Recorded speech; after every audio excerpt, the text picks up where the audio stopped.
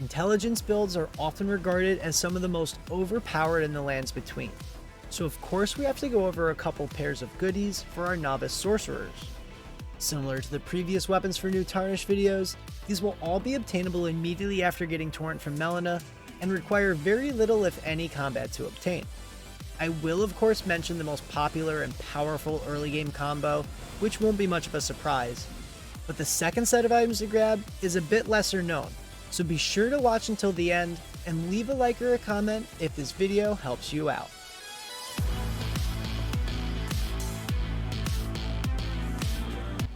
Intelligence is the stat based around the mastery of astral energies, fire, frost, and a wide array of other magical knowledge. These builds most often cast their spells from a distance, using different talismans, buffing sorceries, weapons, or consumables to increase the potency of their favorite spell of choice. If you've seen any other early game weapon videos, it should come as no surprise that the best combo to carry an intelligence playthrough is the Meteorite staff and Rock Sling. Starting first with the staff, it will require 18 points in intelligence to use, meaning astrologers will only have to invest 2 points in order to equip. This comes with insane sorcery scaling, and also the bonus effect of boosting the damage of gravity sorceries by a staggering 30%, but it is unable to be upgraded by smithing stones. The damage output this staff enables makes it the absolute best early game option, as nothing even comes close to its sorcery scaling until after many upgrades or points invested into intelligence. And once something does pass it in terms of scaling, you can just equip it into your offhand to maintain the gravity sorcery damage boost. While the staff itself is very strong, it truly shines when it's paired with Rock Sling. The sorcery will also require 18 intelligence in order to cast, and will cost 18 FP a pop. Summoning 3 rocks of gravity magic, you launch them at your opponent with some pretty impressive tracking. The startup is a bit slow, but the damage to both health and poise is worth the wait. This actually helps this sorcery perform exceptionally well, as the delay between the cast and release of the rocks causes most enemies to dodge on the cast rather than the release, almost guaranteeing a hit. The rocks will still travel and deal damage if you're hit during the cast, but only after they've been raised from the ground. Of course, not everything can be perfect, and the sorcery does have the downside of being destructible. If it happens to hit a doorway, wall, or really anything while being lifted or en route to your target, that rock will be broken and wasted. If all 3 do manage to hit though, the poise damage really racks up, making the sorcery feel pretty cheesy at times. When bringing both Rock Sling and the Meteorite staff together, you can easily cruise through almost any early game fight, granted you manage to give yourself the space and time to get casts off.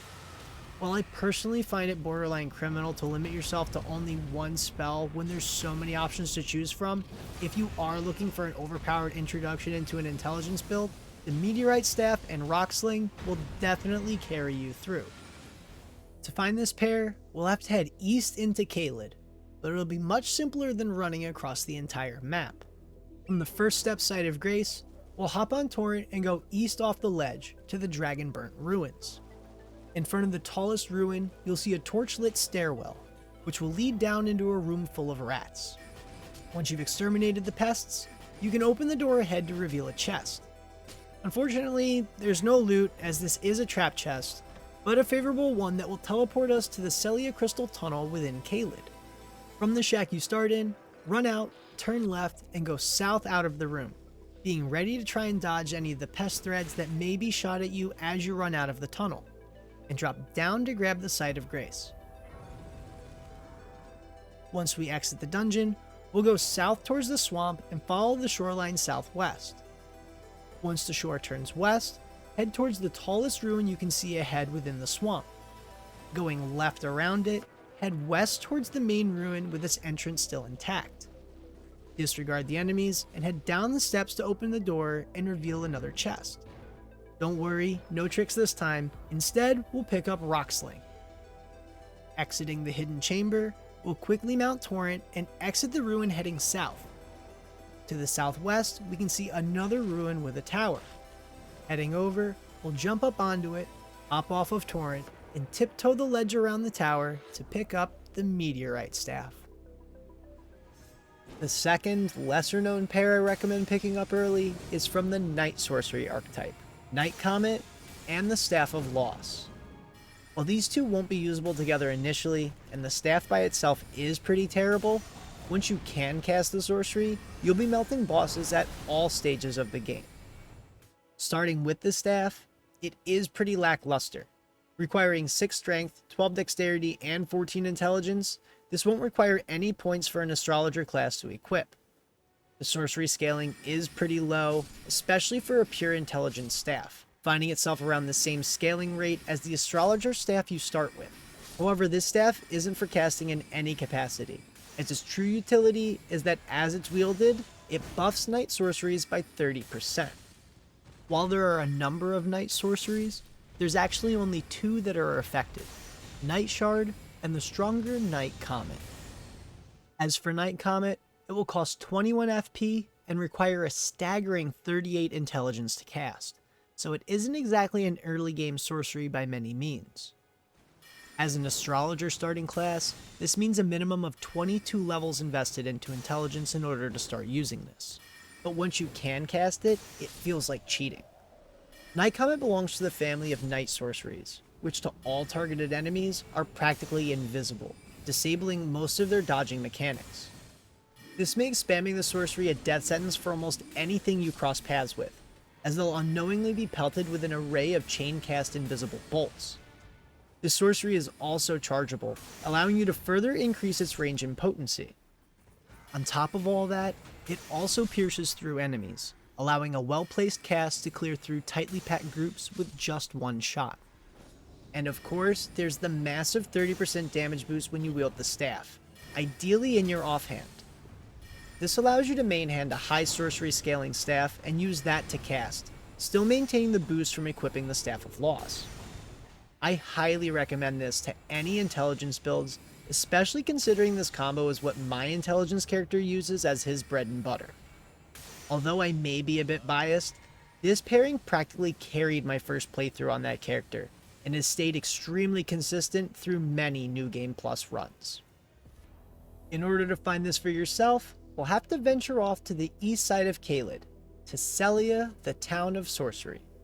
Similar to our previous pair, we'll start at the first step site of Grace and head east towards the Dragonburnt Ruins. Heading in the direction of the tallest ruin ahead, once inside the ruins, you'll find a torch-lit stairwell, which will lead down into a room full of rats. Once you've cleared the room out, you can open the door to reveal a chest.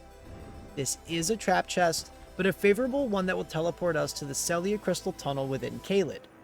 From the shack you start in, run out and turn left, going south out of the room, being ready to try and dodge any of the pest threads that may be shot at you as you exit the tunnel. Drop down and grab the Site of Grace, then exit the dungeon. Heading southeast along the swamp shore, go under some roots to find the Celia Understair Site of Grace.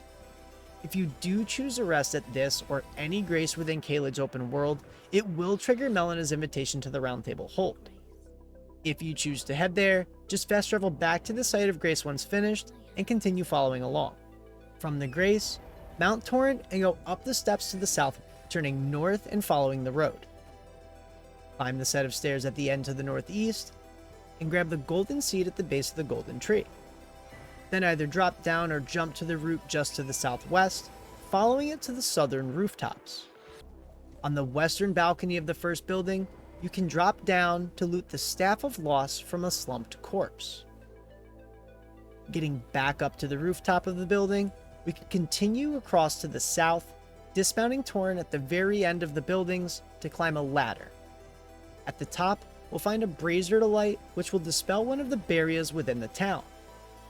I actually have a video explaining Celia and all of its secrets, so if you want to watch that, I'll link it down in the description below.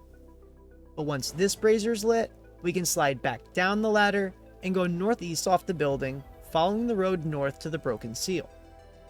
As for opening the chest, you will have to be rather quick, because as I'm sure you've seen, there are plenty of invisible enemies that keep popping up.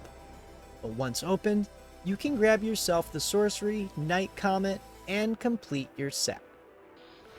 And that's 2 solid sets of sorcery tools for any level of Tarnished. but especially my new Tarnished that may be a bit hesitant to get up close and personal right away. If this helped you out or you learned something new, leave this video a like. Be sure to comment with any videos you'd like to see in the future, and don't forget to subscribe to support the channel and keep up with all my Elden Ring content. As always, I'm StoneBear13. Thanks for watching, and good luck out there.